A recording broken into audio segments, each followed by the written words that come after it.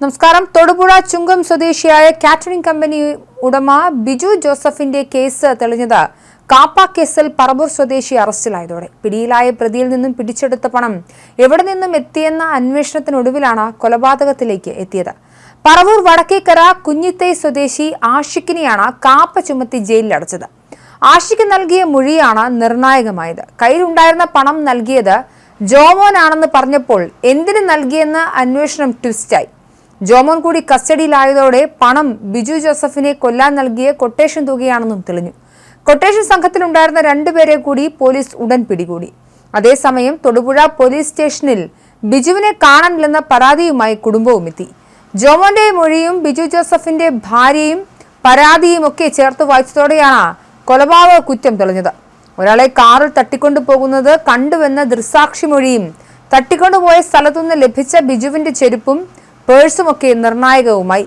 Catering business നടത്തിയിരുന്ന ബിജു അടുത്തിടെയാണ് ambulance service ബിസിനസ്സിലേക്ക് മാറിയത്. ഭാര്യയും 3 പെൺമക്കളും അടങ്ങുന്നതാണ് കുടുംബം. ഇളയ മകൾ 4ാം ക്ലാസ്സിലാണ്. ബിജുവുമായി പ്രശ്നമുള്ളവരുടെ പേരുകൾ കുടുംബം നൽകിയതിൽ മുൻ ബിസിനസ് പങ്കാളിയായ ജോമോന്റെ പേരുമുണ്ടായിരുന്നു. എന്നാൽ കാപ്പ കേസ് ചുമത്താൻ തക്ക കുറ്റങ്ങൾ ചെയ്തിട്ടുള്ള ആഷിഖ് എന്തിനാണ് ബിജുവിനെ കാണാതായ ദിവസങ്ങളിൽ തൊടുപുഴയിൽ വന്നതെന്ന സംശയം പോലീസിനുണ്ടായി. തുടർന്ന് ഇയാളിൽ നിന്നും പോലീസ് ശേഖരിച്ച വിവരമാണ് എല്ലാം തെളിയാൻ ഇടവരുത്തിയത്. ആഷിഖിന് പുറമെ പ്രതികളായ മുഹമ്മദ് അസ്ലം, ജോമൻ എന്നിവർ കസ്റ്റഡിയിലാണ്. കൊട്ടേഷൻ സംഘത്തെ ജോമോന് പരിചയപ്പെടുത്തിയത് ജോമിനാണ്. കണ്ണൂരിൽ നിന്നുള്ള ആംബുലൻസ് ഡ്രൈവറാണ് ജോമിൻ. 6 ലക്ഷം രൂപയ്ക്കാണ് ജോമോൻ ഇവർക്ക് കൊട്ടേഷൻ നൽകിയതെന്നും മുൻകൂറായി 12,000 രൂപ നൽകിയിരുന്നെന്നുമാണ് വിവരം.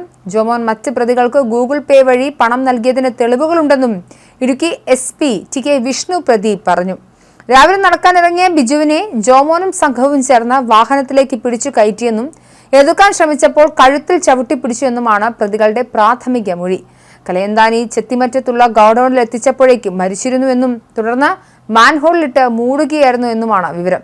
കാലങ്ങളായി പങ്കാളിയായിരുന്നു ബിജുവും ജോമോനും. തൊടുപുഴ, ഉപ്പുതറ, തൊടുപുഴ DYSP ഓഫീസ് എന്നിവിടങ്ങളിൽ പരാതികൾ നിലനിൽക്കുന്നുണ്ട്. ഇതിനിടയിലാണ് ബിജുവിൽ നിന്നും പണം തിരികെ വാങ്ങാൻ ജോമോൻ കൊട്ടേഷൻ നൽകുന്നത്. പരിചയക്കാരനായ വിപിൻ, അഹമ്മദ് അസ്ലം, ആഷിഖ് എന്നിവരെ കൊട്ടേഷൻ ഏൽപ്പിച്ചു. തുടർന്ന് കഴിഞ്ഞ വ്യാഴാഴ്ച എത്തിയ ഇവർ ബിജുവിനെ വാഹനത്തിൽ തട്ടിക്കൊണ്ടുപോയി. ശബ്ദം കേട്ട നാട്ടുകാർ തന്നെ പോലീസിൽ വിവരം അറിയിച്ചു. മരണം സംഭവിച്ചതിനെ തുടർന്ന് കലയന്താനിയിലെ ഗോഡൌണിൽ എത്തിച്ച ബിജുവിന്റെ മൃതദേഹം മാൻഹോളിനുള്ളിലേക്ക് തള്ളിയിട്ടു. വൈകുന്നേരത്തോടെ മൃതദേഹം കലയന്താനിയിലെ മാൻഹോളിൽ നിന്നും പുറത്തെടുത്തു. ഭിത്തിയടക്കം തുറന്ന് പുറത്തെടുത്ത മൃതദേഹം ഇൻക്വസ്റ്റ് നടപടികൾക്കായി മാറ്റി.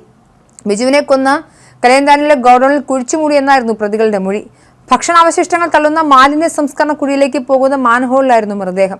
ശരീരത്തിന് മുകളിൽ മാലിന്യങ്ങൾ തള്ളിയ നിലയിലായിരുന്നു മൃതദേഹം. മാൻഹോളിൽ നിന്നും പുറത്തെത്തിക്കുന്നത് ശ്രമകരമായിരുന്നു. മാൻഹോളിന്റെ മറുവശത്തെ കോൺക്രീറ്റ് പൊട്ടിച്ച് വിസ്താരം വർദ്ധിപ്പിച്ചാണ് മൃതദേഹം പുറത്തെടുത്തത്. ഇന്നലെ വൈകിട്ട് തൊടുപുഴ SIയുടെ നേതൃത്വത്തിലുള്ള സംഘമാണ് കൊട്ടേഷൻ സംഘത്തെ പിടികൂടിയത്.